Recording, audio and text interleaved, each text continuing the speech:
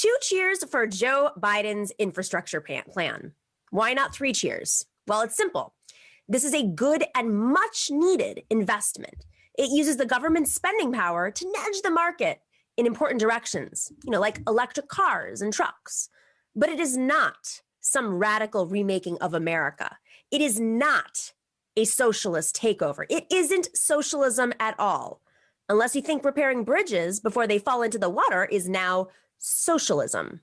I don't think the infrastructure crowd really bargained for President Biden's massive expansion of federal government planning to rule over the economy.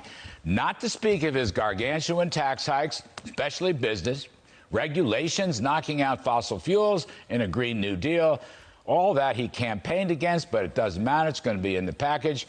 We have described this as transformational. That is, transforming America's economy, transforming American values.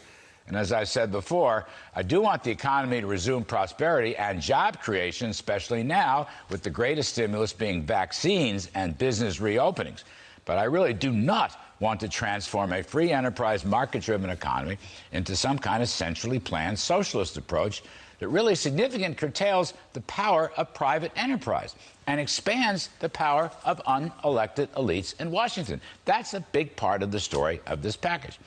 Former President Trump talked about draining the swamp, but President Biden wants to rebuild and reinflate the swamp into a quagmire of central planning. Mr. Biden is dreaming of LBJ's Great Society and FDR's New Deal.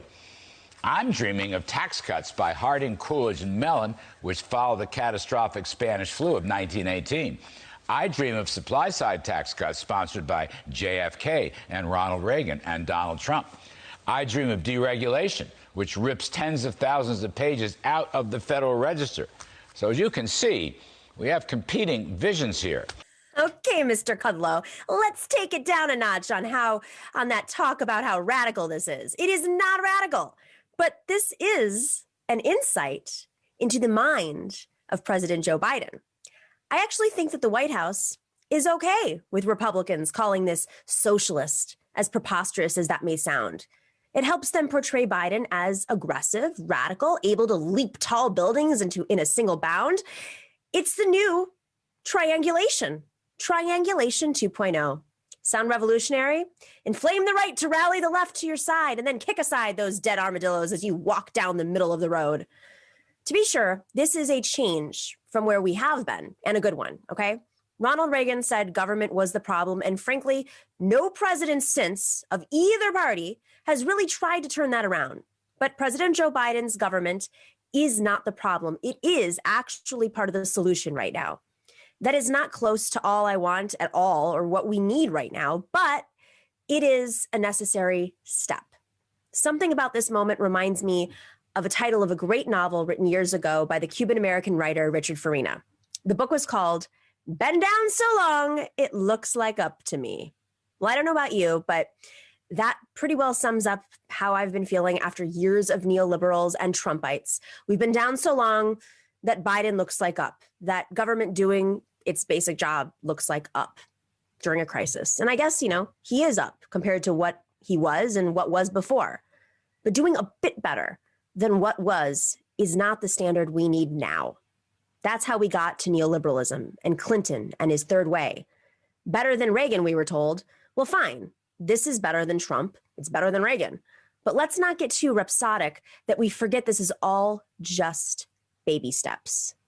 As I pointed out before, the $2 trillion Biden is proposing to spend over the next 8 years is barely 1% of the U.S. economy a year.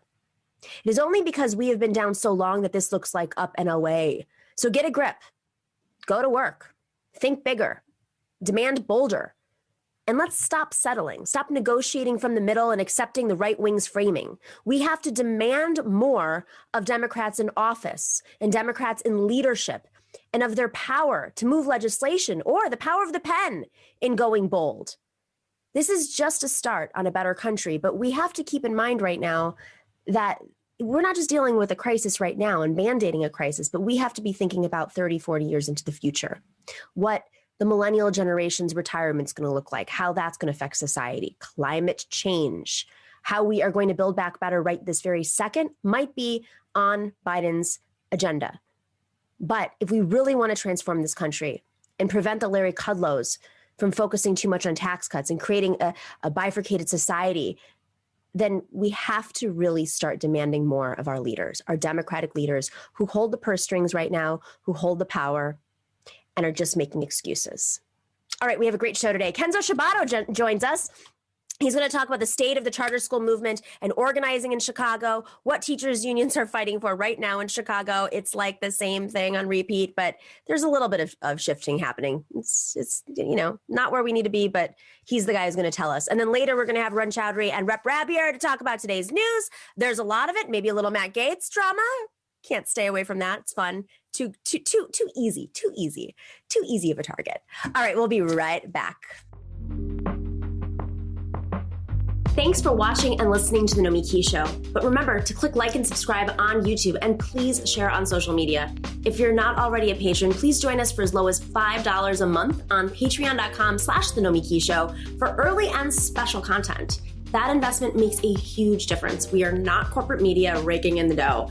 It's really you guys that are keeping us going. So please consider being a patron. And to our current patrons, thank you so much. We are incredibly grateful to you. We also now have swag. So check us out on thenomikishow.com to get your mugs, your totes, and your stickers.